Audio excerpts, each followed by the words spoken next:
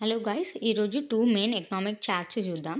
So ఈ charts గుర్తుపెట్టుకుంటే మీరు most of the questions attempt చేయొచ్చు అనమాట. సో ఫస్ట్ చార్ట్ వచ్చేసరికి ఒకవేళ ఎప్పుడైతే ఎలాస్టిక్ ఉంది అనుకోండి condition, either it could be commodities మీద కావచ్చు, లేదంటే ప్రొడక్షన్ మీద కావచ్చు.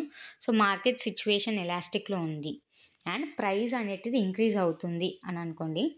అప్పుడు ఏంటిది, టీఆర్ మీద ఎలాంటి, టీఆర్ మీన్స్ టోటల్ రెవెన్యూ మీద ఎఫెక్ట్ ఏంటంటే ఫాల్ అవుతుంది అనమాట.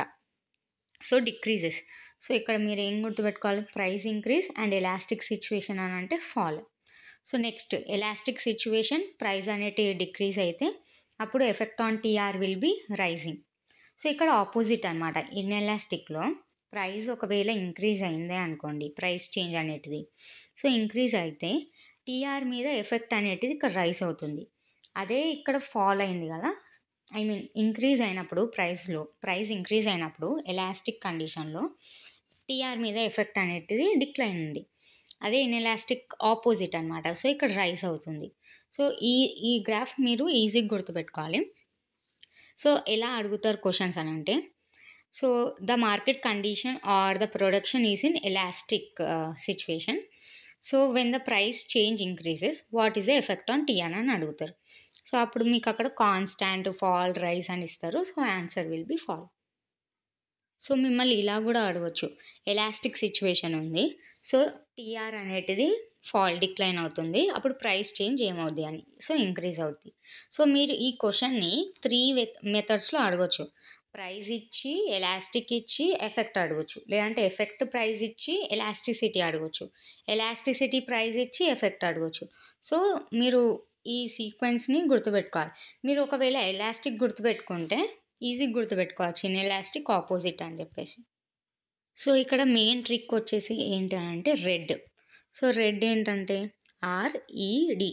సో రెడ్ కదా, R stands for rise is the effect on TR. Is elastic ఉంది. D is decrease. So price అనేది డిక్రీజ్ అవుతుంది, రెడ్. ఇది గుర్తుపెట్టుకోవాలి మెయిన్గా. సో ఇది ఒక్కటి గుర్తుపెట్టుకుంటే మిగతా అన్నీ మీకు గుర్తుంటాయి.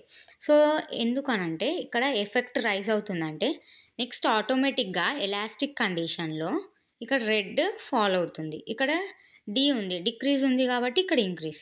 So opposite of all these is in elastic conditions అనమాట. సో ఇది the trick is red, R E D, red elastic అని గుర్తుపెట్టుకోండి, red. And this is one more box అనమాట, ఇది one more chart. So supply and డిమాండ్కి సంబంధించింది. సో ఇక్కడ ఏంటంటే డిమాండ్లో ఎలాంటి చేంజ్ లేనప్పుడు, సప్లైలో కూడా ఎలాంటి చేంజ్ లేనప్పుడు ప్రైస్ అండ్ క్వాంటిటీ మీద ఎలాంటి ఎఫెక్ట్ పడుతుందో చూస్తున్నాం. సో ప్రైస్ అండ్ క్వాంటిటీ రెండు సేమ్గా ఉంటాయి. అదే ఒకవేళ డిమాండ్ ఇంక్రీజ్ అయ్యి సప్లైలో ఎలాంటి చేంజ్ లేకపోతే అప్పుడు ప్రైస్ ఇంక్రీజ్ అవుద్ది అండ్ నెక్స్ట్ క్వాంటిటీ డిక్రీజ్ అవుద్ది. సో ఈ చార్ట్ మొత్తం మీరు గుర్తుపెట్టుకోవాలి.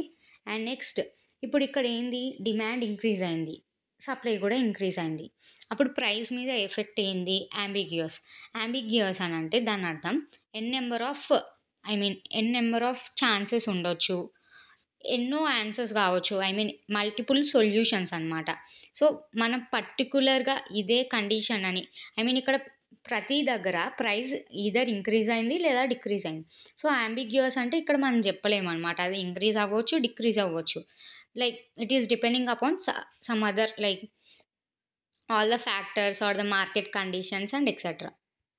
So please subscribe to my channel and ఇలాంటి మరెన్నో వీడియోస్ కోసం నోటిఫికేషన్ సింబల్ కూడా ప్రెస్ చేయండి. Thank you. అండ్ నేను ఇక్కడ ట్రిక్ చెప్పడం మర్చిపోయా. ట్రిక్ ఏంటంటే ఈ బాక్స్ని అబ్జర్వ్ చేయండి, ఇక్కడ పి అంబిగ్యూస్ అని ఉంది. సో ఫస్ట్ బాక్స్ అబ్జర్వ్ చేయండి, పి డౌన్ ఉంది, క్యూ అప్ ఉంది. సో ఇక్కడ యారోస్ కూడా అబ్జర్వ్ చేయండి, అప్ డౌన్ అని అంటే ఏం లేదు, ఇంక్రీజ్ ఆర్ డిక్రీజ్ అని అర్థం. సో ఇక్కడ క్యూ